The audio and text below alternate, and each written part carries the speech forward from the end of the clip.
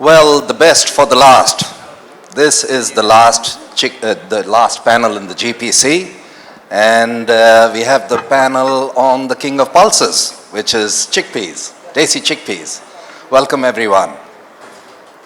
On our panelists, we have William Alexander from Australia, Zaeem, Javaid from Pakistan, Lalit Bangar from UAE, although he is quite conversant with all domestic and local markets in Bangladesh, India, and other places. We have Tewodros from Ethiopia, and we have Mr. Sunil Kumar Singh, who is the additional MD at NAFID.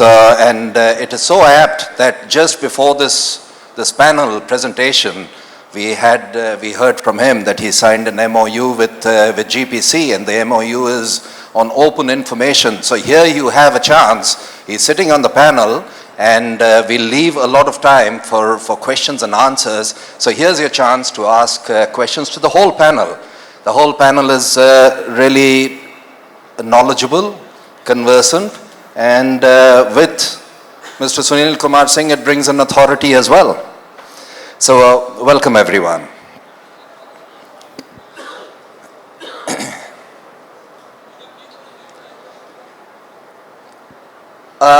We'll run through a few things. The way that I'd like to structure is just a few slides and basic comments from a panelist, but we'd like to leave time open for question and answer. So I like to encourage everyone to ask as many questions.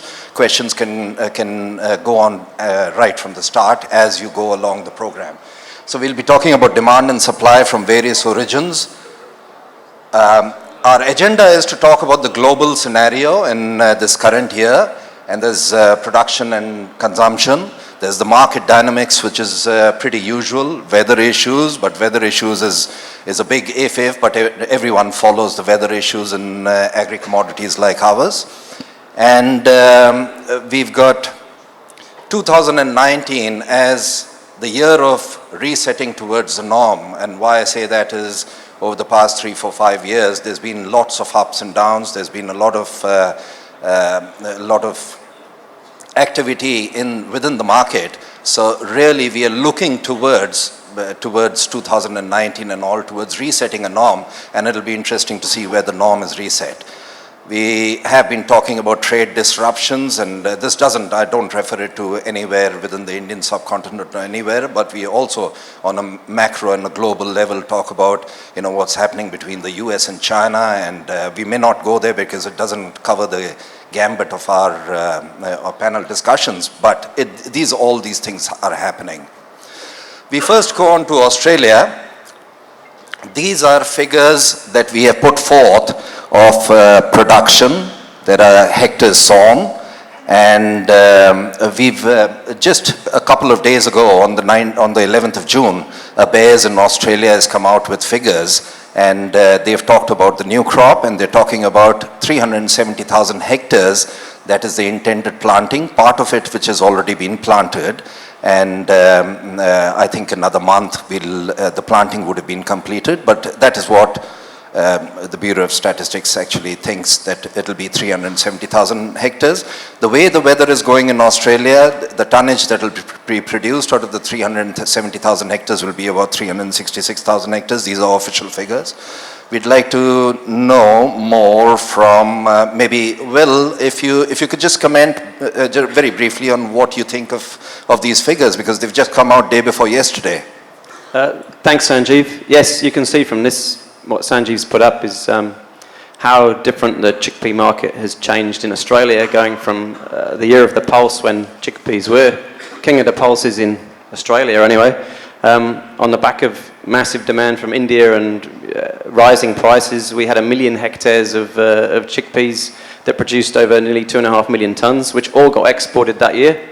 And then since then you've seen a decline up until last year, where not only obviously India being out of the market, Australia had a drought, so New South Wales produced very few chickpeas, and you can see it here reflected in the figures of a production of 200 to 250,000 tons. So this year is totally unknown. So even though they're predicting quite a high hectares at 370,000 hectares, that yield could be anything. we could have half of that in tons, we could have 200,000 tons, we could have 500,000 tons, or even 6. It all depends on Australian weather, which is never something you want to back against, really. Yes, and we've written over there, it has the potential to produce up to 600,000 tons. I must mention over here that the 18-19 production that has just gone by in November and December, I've got there 200,000 tons, although 2 days ago, ABARES has actually declared or come out with a figure of 282,000 tons. With that, the only thing will change is that it seems as if there's much more carryover stocks, if that is taken to be right. This is just a little graph only to show very quickly the variation of intended tonnage versus the production. You see, a couple of years ago in 2016, 17 and 17, 18, there was 1 million hectares that was planted. In 1 year, there was 2.3 million tons that was produced, and the other one was just about a ton per hectare, which was about 1 million tons. And last year, the tons that were produced were actually less than the hectares planted, which means the yield was less than a ton to the hectare. So there is a huge variation, so it's a bit too early to give a call, but the important thing is to just keep an eye on as the crop progresses. Well, these are just carry forward stocks in Australia. And these are numbers open to contention, whatever it is, but we think that at the end of April, that is combined stocks of the previous year, 17-18 and 18-19, there's about 140,000 tons, and that is only taking into consideration 200,000 tons of production of 18-19. But we believe that maybe, and this is just a belief, that coming into the new season, there'll be at least about 50,000 ton carryover stocks of Desi chickpeas in Australia. We will come back to further comments and all on Australia and other places, but we'll quickly run past the screens. But one thing that I'd like to just take a moment to comment, I've been sitting over here for the past 3 days or so, and I must commend that the screen, the seamless screen, and the sound and everything is so wonderful. And the work that Roman has done and everybody else behind the scenes, that they've worked tirelessly. I'd just like to, if everyone could just give one hand of applause to this, because this is really, really good. Just coming back to the Pakistan Desi chickpeas, these are figures that Zaeem has provided, and I think that they are absolutely right. Very quickly, Zaeem, how would you think that there is a gap between a production and consumption this year? We're talking about 400,000 tons produced versus a consumption of maybe about 461,000 tons produced, according to your numbers, and 700,000 consumption. Where do you think the chickpeas will come from? Yeah, well, thank you very much, Sanjiv. Good morning, everyone. First of all, let me tell you that Pakistan total consumption for pulses is 1.6 million per annum. Desi chickpeas is one of the highest consuming among all the pulses, with having 700,000 consumption per annum, monthly around 58,000 in an average. With the gap, since we have a carry forward stock of 25,000 tons and new crop production 450,000 to 460,000 tons, as well as we have booked some quantities from Australia for shipment May till August, around 400 to 500 containers, which comes to around 12,000 to 12,500 metric tons. I think that will be sufficient for our consumption till November, December 2019, and by that time Australian new crop will be arriving in October, and I think Pakistan might come into the buying for November, December shipments for onward arrivals before the new crop. Thank you. Thank you very much, Zaeem. We will come back with further comments and all as we go along. This is just a basic scenario of Pakistan, which initially we were expecting a larger crop, but ultimately what has been produced, about 450,000 tons, is much lower than what was initially expected.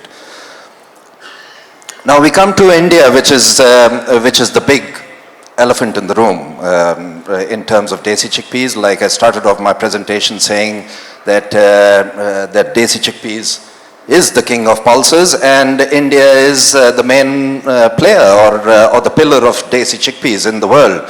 We see a lot of inactivity or activity in a way, the way that you want to take it in terms of world trade, in terms of India. But these are figures which have come out on the 3rd of June. This is the third revised estimate, so it's fairly recent. And there is some contention about the crop size being lower than actually what the production has been given of 10.09 million tons. That is for this year gone by. But I'd very briefly like to seek your comments, Mr. Singh, is that if the crop production is actually, if we assume that people who talk say that the crop size is smaller than 10.09 million tons, then how do you think that will India face a deficit? Maybe one of those. Bangar, if you can just pass. Hello. Well, you have just put 25% less than the target. Our target was no, not from the target. That 25% less is from last year's production. So last year was 11.38 million tons. So this year it is roughly 25% less. May I just explain you that this year the estimates which have come from the government of India, that roughly is 100.09, that 10.09 million tons, and we have a carry stock with NAFED, and that is of 1.13 million tons. So if I'm to put it 1.3 million tons. 13 lakh. Yeah, 1.3 million tons. So whatever the loss in production or against the target that we are assuming, we have a carry-over stock which can take care of any deficiency in production which is being projected out here. I just explained in this manner that assessing our annual demand of roughly 9.5 to 9.7 million tons,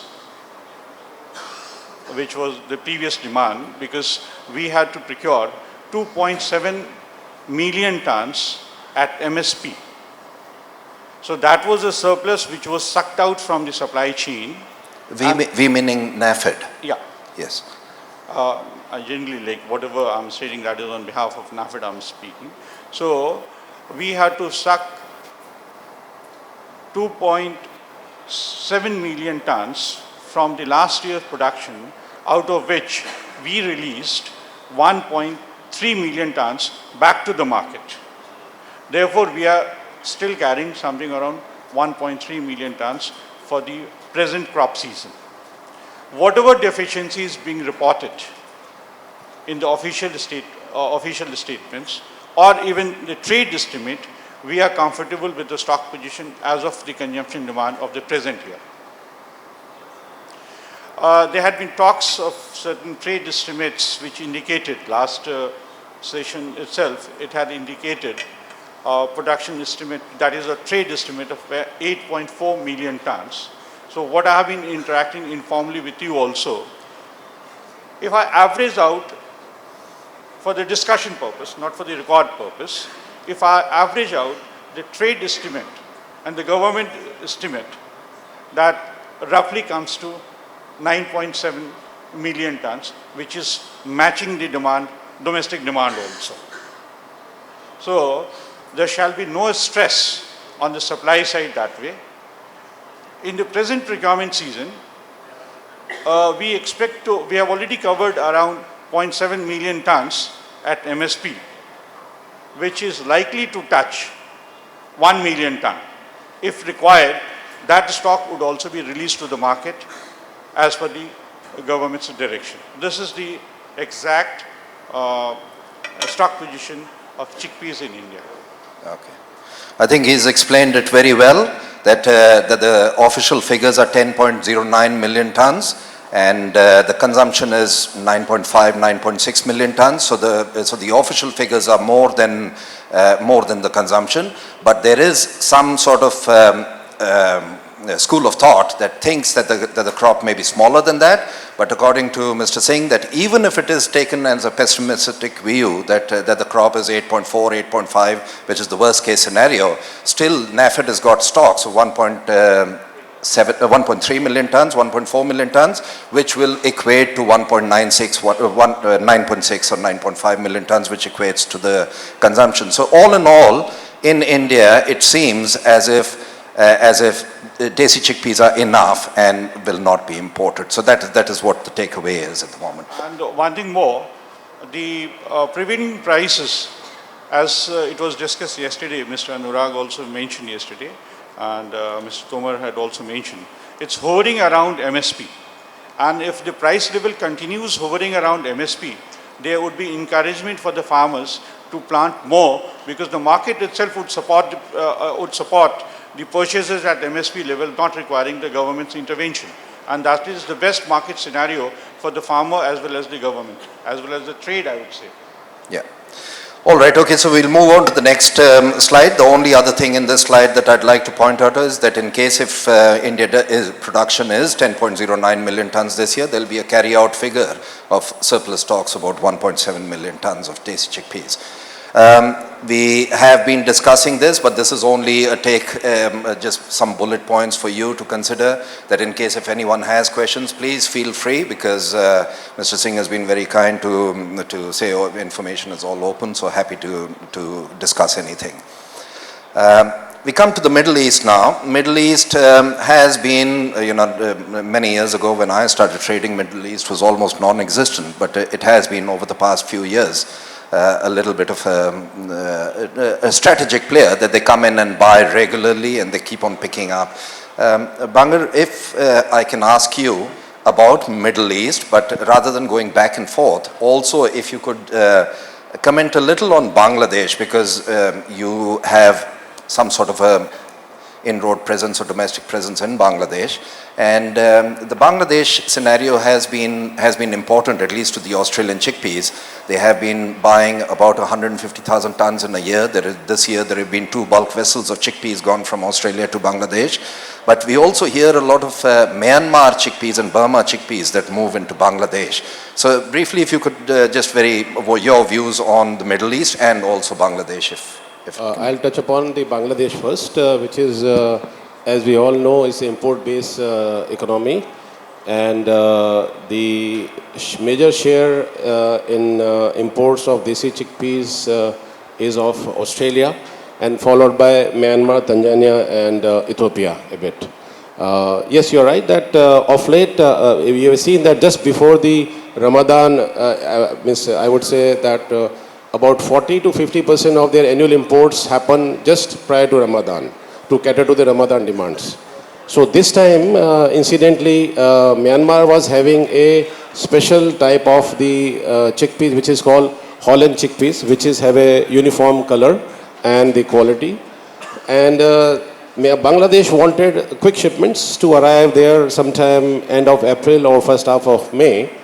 And there the combination really went perfect, and there were huge, about 15 to 20,000 tons of imports from Myanmar in just 1.5 months. I believe just a 3-day voyage between Yes, and it is just a 3 days voyage, and there are a couple of shipping lines put direct vessels from Myanmar to Bangladesh. In fact, the last vessel went in a debacle because there was a delay. So that shows the importance of the chickpeas coming into Bangladesh during Ramadan, as much that there was issues with the buyers, and some of them did not take the cargoes because there was a delay. But all said and done, Myanmar, and secondly, Myanmar doesn't really need to be bothered with their so much pricing of the chickpeas, because they produce very less. They export also very less, about 50,000 tons of the Desi and Kabuli together, annual exports from Myanmar.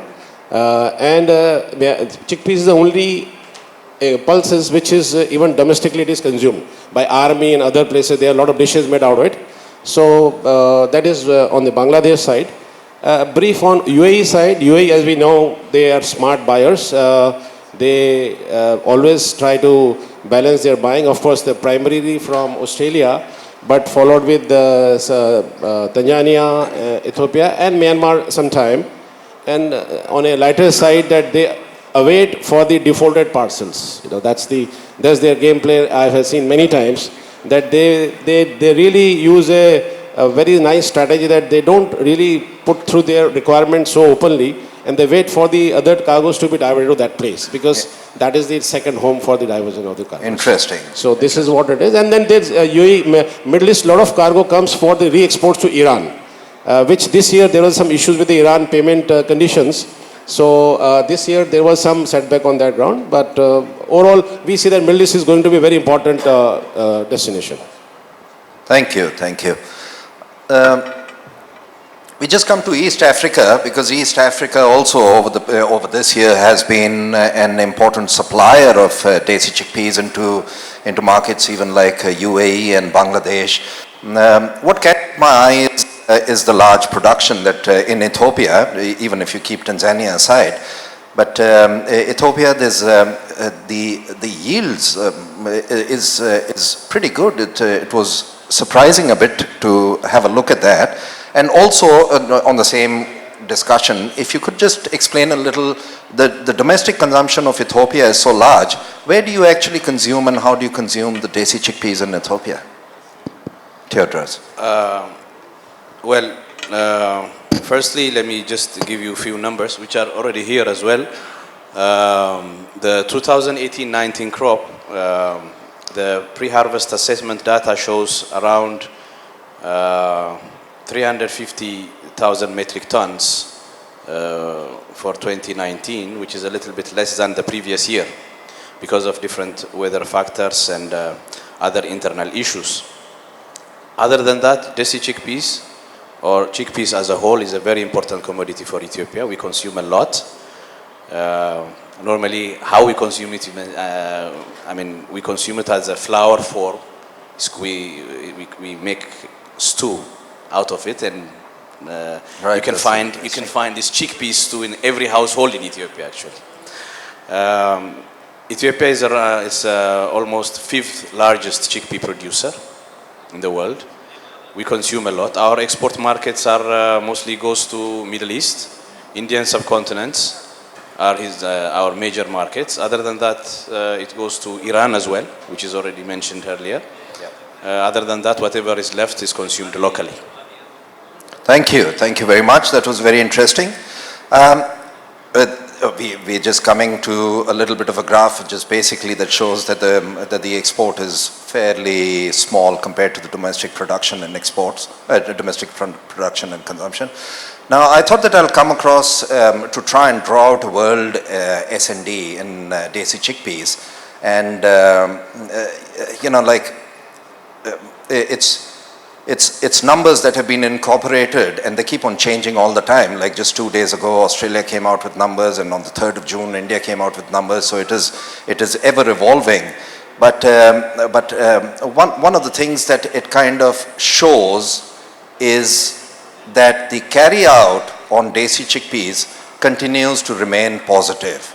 And it obviously, we see that a lot of chickpeas are in stock in India, but even though in case if you're talking about, and this portion of the consumption actually has been included of the NAFED chickpeas that you're actually holding as a stock, because it won't be available for the world supply. So in case if you take that out, the net supply of Desi chickpeas in the world continues to be on the positive side.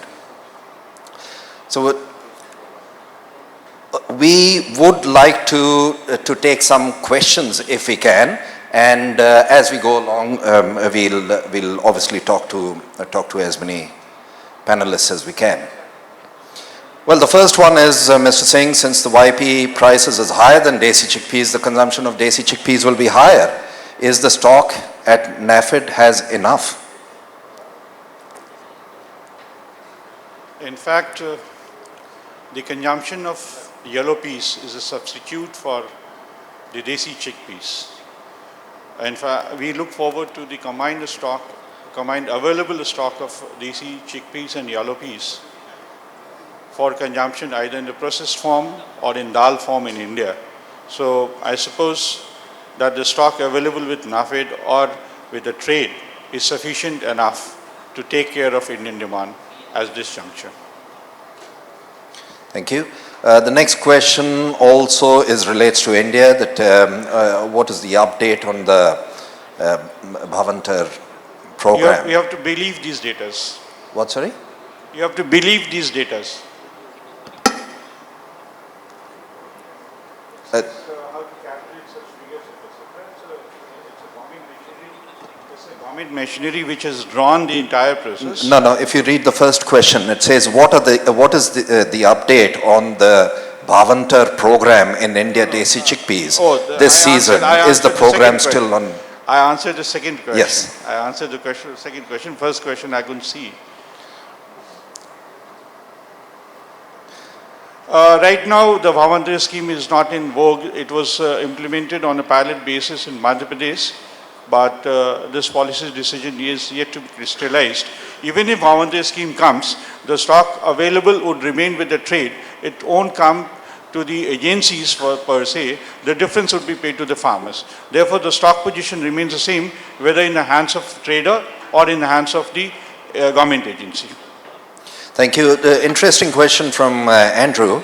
Does NAFED have sufficient cash to buy all the Desi chickpeas that the grower wants to offer at MSP? Yes, it has.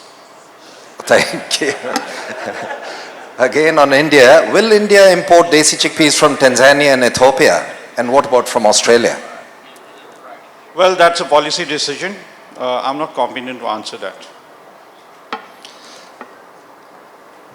Bangladesh, current traded prices and new crop prices expectations?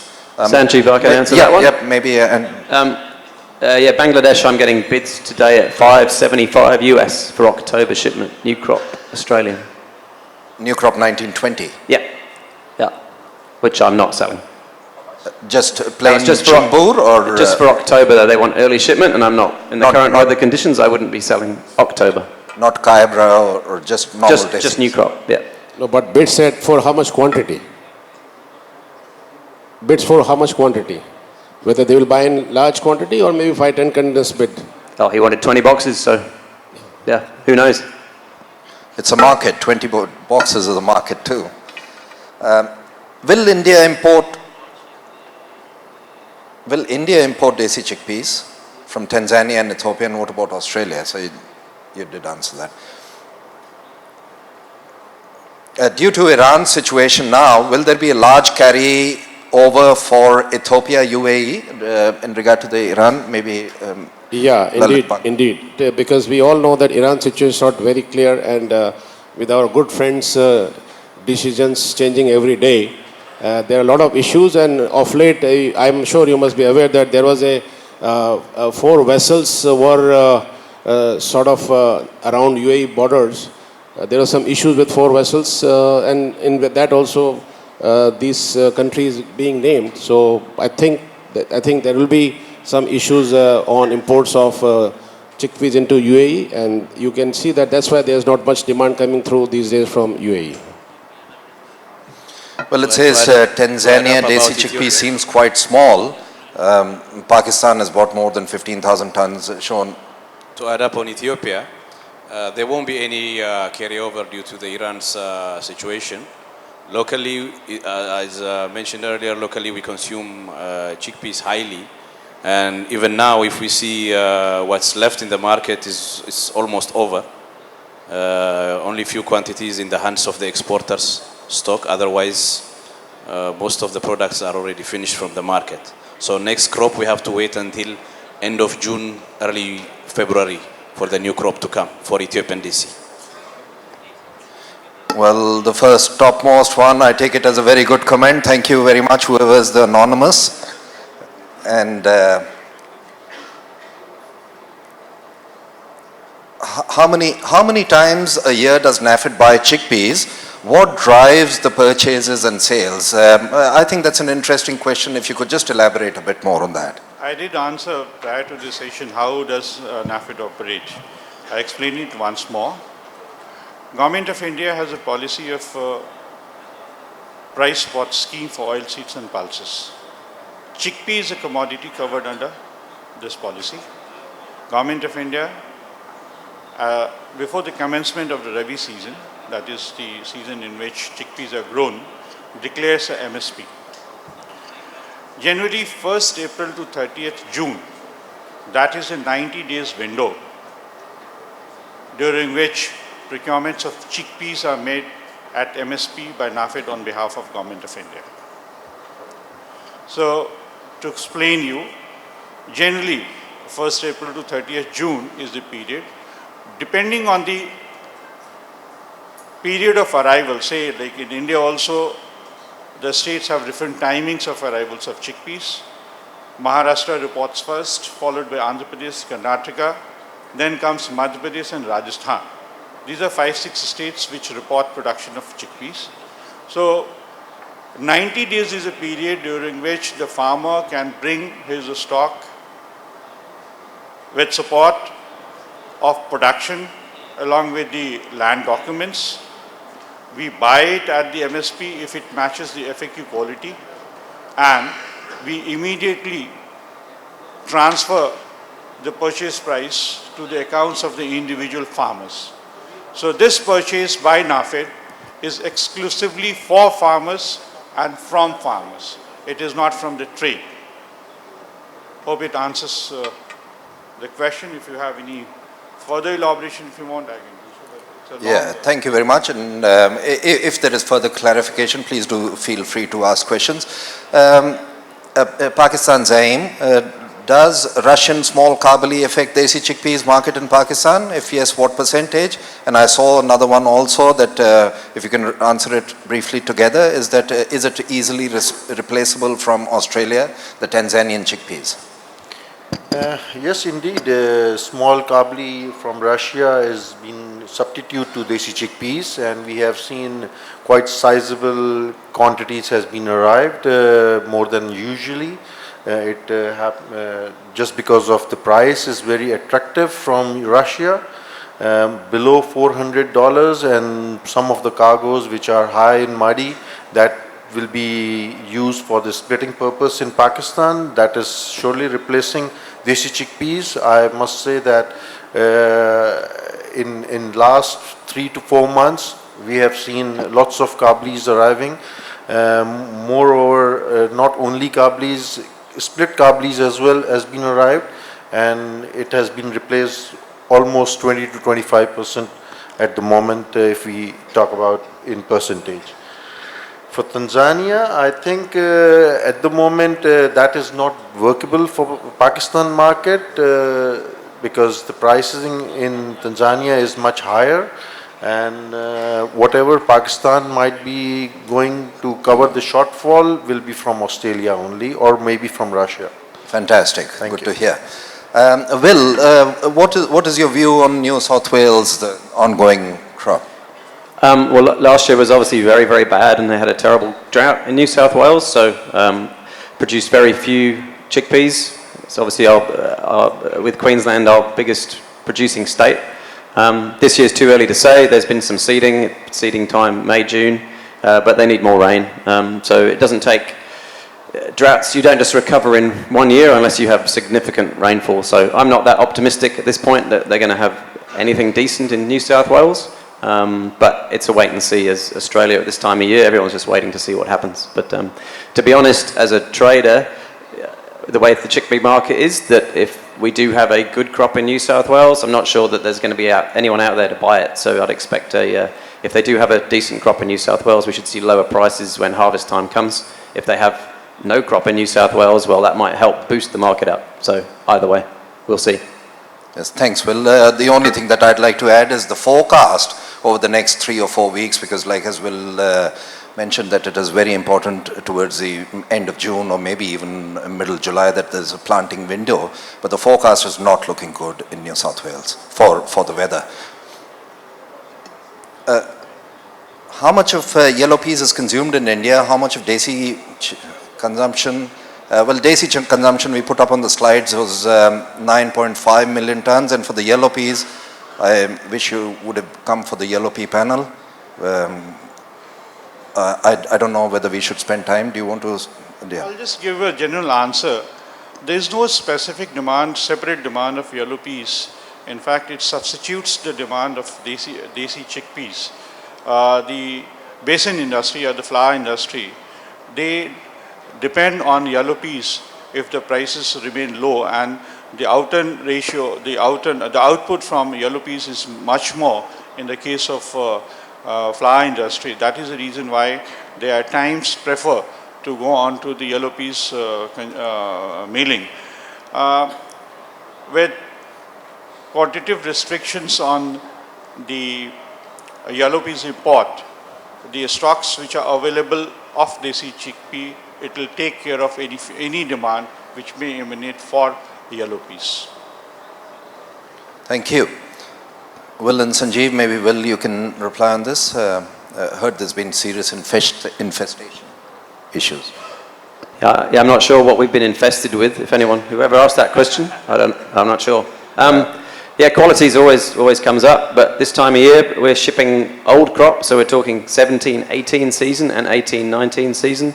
Everything out of Australia gets fumigated and is tested at loading, so there are specifications that allow a certain amount of whatever that is, infestation, whatever you want to call it, whether that's insect damage or insects or whatever, it's all part of the specification that we export. So this sounds to me like someone, if they're referring to a particular shipment that had infestation issues, well, that's not something I can comment on really, but quality out of Australia is managed the same way it always has, with testing, independent testing at loading, and those standards have been pretty set for many years. So someone would need to be more specific about actually what they're asking there.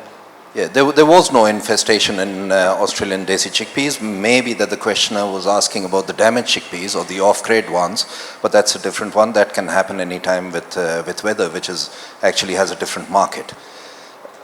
In any year in Ethiopia, if the crop goes bad, it'll turn to an importer. That's an interesting question, because we see a very consistent kind of a yield and production. Well, yeah, we have seen a lot of up and down in the production, inconsistency in numbers. However, as of today, I don't believe that Ethiopia will be an importer of chickpeas. Ethiopia is an agrarian economy. Right now, with a population of 110 million, the demand of these pulses is also increasing at the same time. Almost 80% of our population is a farmer, but smallholder farmers. Now, the farming practice is almost changing. Government is working on big commercial farming. That's now being handled by the government as well. So, as of right now, I don't believe Ethiopia will be importing chickpeas from outside. All right, thank you. So it seems very dependable. What do you think the bottom price of the Australian Desi chickpeas? It's Will just said that 575 was the bid, so that is a benchmark for a market. But would you like to comment? Yeah, we're selling old crop, have been sold at about a 530 US. That's so 17-18 crop. But for Australian chickpeas at the moment, when there's no demand, then, well, who cares what our crop is at the moment? We're not really seeing any demand for any chickpeas from Australia. Small volumes. So I'd say, it could trade between 500 and 600 at this point. Something like that. Again, depending on our weather, if we have a big crop, it's going to go lower, not higher. So even with a drought in New South Wales again and a much smaller crop, I'm not particularly bullish chickpea prices from here.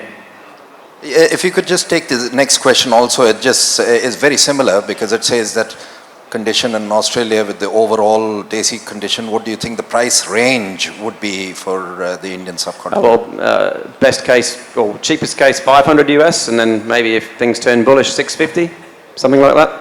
Yeah, but one thing that I'd like to add is, as in Australia, the farmers actually have holding capacity. So the smaller the crop gets, the larger they can hold. So it's not easy that we've seen that in the best of years, it's been very, very difficult to buy from farmers the moment the price gets a bit low. They do have a production cost, But obviously everyone wants the most, and they do have holding capacity over the years, so it's not easy that the price will fall. How price elastic is the Ethiopian demand, domestic demand for Desi chickpeas? Well, prices are all depend on the product, on the supply. However, most of the domestic markets are all in the regional and the farming areas, which are more affordable to those areas. So prices normally range from, locally, depending on the production only. Thank you. Thank you. I see that we're running out of the time, but very quickly, we'll just take this last question. Mr. Singh, if you could just, do you see an increase in the PDS system, or is it just dependent on demand and supply as and when that you require? In fact, it should be music for all of you, because any increase in demand, Indian demand, would be covered through imports only. So any intervention or any step taken by the central government and the state governments to enhance the consumption, per capita consumption through the PDS system would enhance the demand of pulses, particularly of chickpeas in India. I see that Desi chickpeas would be more consumed in the PDS, because only 6 months back, Government of India has introduced a scheme where the stocks which are lying with the central nodal agencies or even the buffer stock, that is not released to the market, but it is given to the state governments to distribute for consumption by the targeted beneficiaries under PDS. Therefore, the piecemeal interventions made by some of the states like Tamil Nadu, Karnataka and AP, Andhra Pradesh, is now being replicated by major states like Madhya Pradesh has taken a big lead, Maharashtra has taken a big lead. Therefore, I see that there shall be more consumption of Desi chickpeas in PDS too. Thank you very much. We've tried to give you basic information of what is happening the world over, and try to open it up to maximum number of questions and answers. So hopefully that you've gained something out of it. I'd like to thank everyone, each one, and especially Will and Tewodros. It was a last minute. You'll not see their names in the program because they accepted an invitation after the program was printed. So thank you very much, and thank you very much, especially Mr. Singh too. Thank you. Sanjiv, would you allow me 1 second? Sanjiv, would you allow me 1 second? Absolutely, absolutely. In fact, this is a matter pertaining to pigeon pea estimates for India. In the last session yesterday, what we heard that the trade estimate is coming around 2.4 million tons against the Government of India's estimate of 3.5 million tons. There's a huge gap between the trade estimate and the Indian government's estimate. Therefore, that needs further study, and I would say that the position is not bad, is not so bad, or in fact I would say it's not bad for pigeon pea at present in India. We have a sufficient carryover stock of around 0.47, I would say 0.5 million tons available. There has been 0.4 million ton import quota released. There is 0.175 million ton that is for the Mozambique. So the estimated gap which has been reflected yesterday is too high. It's only an information which I wanted to share before we close the session. Thank you. Thank you very much. In fact, he stuck to his word of free information. He's given information of pigeon peas and the Desi chickpea panel, which is a bonus. Thank you very much.